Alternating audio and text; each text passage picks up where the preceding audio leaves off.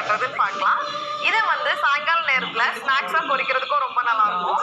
அப்படி இல்லைன்னா நம்ம வந்து ஸ்டார்டராகவும் இதை பரிமாறிக்கலாம். இது பண்ணுறதுக்கு நான் இன்னைக்கு வந்து 150 கிராம் கொண்டக்கடலை எடுத்திருக்கேன். இது வந்து 3/4 கப். இதில் வந்து தண்ணி ஊற்றிட்டு ஒரு நாள் நைட்டு ஃபுல்லாக ஊற வச்சுக்கோங்க.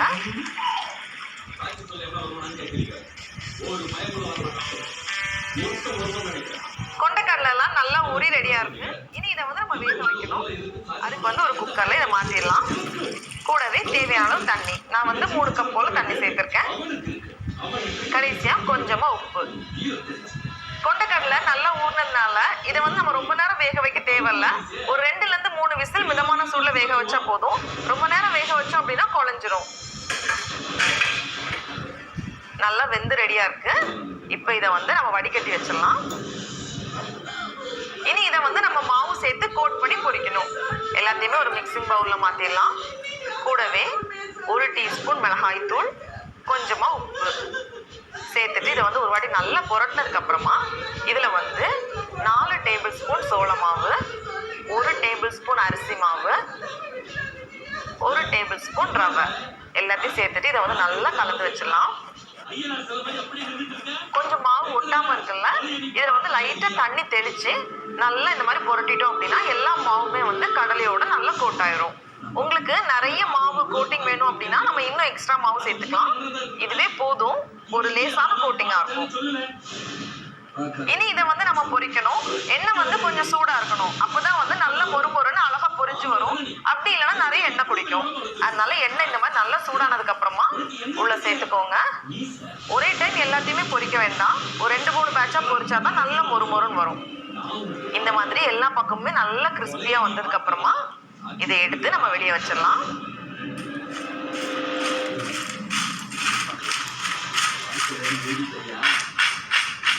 எவ்வளோ நல்லா கிறிஸ்பியாக வந்திருக்கு. இப்போ நம்ம டேஸ்ட் பண்ணி பார்க்கலாம். ரொம்ப ரொம்ப சூப்பராக இருக்கு. இப்படியே அவ்வளோத்தையும் சாப்பிட்றலாம் போல இருக்கு. இப்போ வந்து சில்லி பண்ணுறதுக்கு ஒரு பேனில் ஒரு 2லேருந்து 3 டேபிள் ஸ்பூன் போல் எண்ணெய் சேர்த்துக்கோங்க. நம்ம ஏற்கனவே பொரிச்சோம்னா அந்த எண்ணெய் போதும். எண்ணெய் சூடானதும் இதில் கொஞ்சமாக கடுகு உடைஞ்சதும் இதில் ஒரு துண்டு இஞ்சியை ரொம்ப சின்ன சின்னதாக வெட்டி வச்சுருக்கேன். அது 3 பல் பூண்டு ரொம்ப சின்ன சின்னதாக நறுக்கினது, 2 பச்சை மிளகாய் அதையும் குட்டி குட்டியாக நறுக்கியிருக்கேன், 2 காஞ்ச மிளகாய், ஒரு கொத்து கருவேப்பிலை இலை. அடுத்தது இதில் வந்து நம்ம வெங்காயம் சேர்க்கலாம். நான் இன்னைக்கு 2 வெங்காயத்தை ரொம்ப சின்ன சின்னதாக நறுக்கி எடுத்திருக்கேன். சின்ன சின்னதாக இருந்தால் தான் நல்லா கோட் ஆகும்.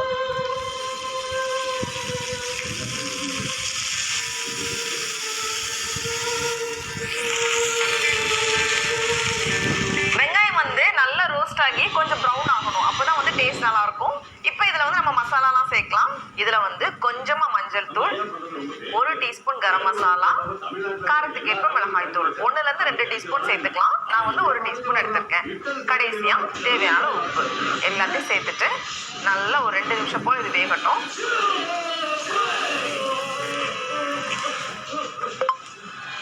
இப்போ மசாலாவோட பச்சை வாசனை போனதும் நம்ம பொரிச்சு வச்சிருக்கோம் கொண்டக்கடலை, அதை உள்ள சேர்த்துடலாம். கூடவே ஒரு கை நிறைய மல்லி இலை சேர்த்துட்டு இதை நல்லா கலந்துட்டு நம்ம ஸ்டவ்வை ஆஃப் பண்ணிட வேண்டியதுதான். அவ்வளோதான்.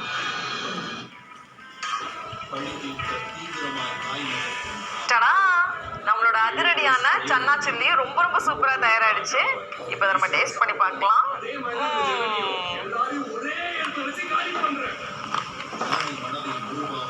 ரொம்ப ரொம்ப சூப்பராக இருக்கு. அந்த வெங்காயம் மசாலா எல்லாமே ரொம்ப நல்லா இருக்கு. இது வந்து ஒரு 4 பேருக்கு போதுமான அளவு இருக்கும். நீங்களும் கண்டிப்பாக இந்த ரெசிபியை வீட்டில் செஞ்சு பாருங்க. உங்களுக்கு இந்த வீடியோ பிடிச்சிருந்துச்சுன்னா மெட்ராஸ் சமையலுக்கு சப்ஸ்கிரைப் பண்ணுங்க. நாவின் சுவை அரும்புகள் மலரட்டும்.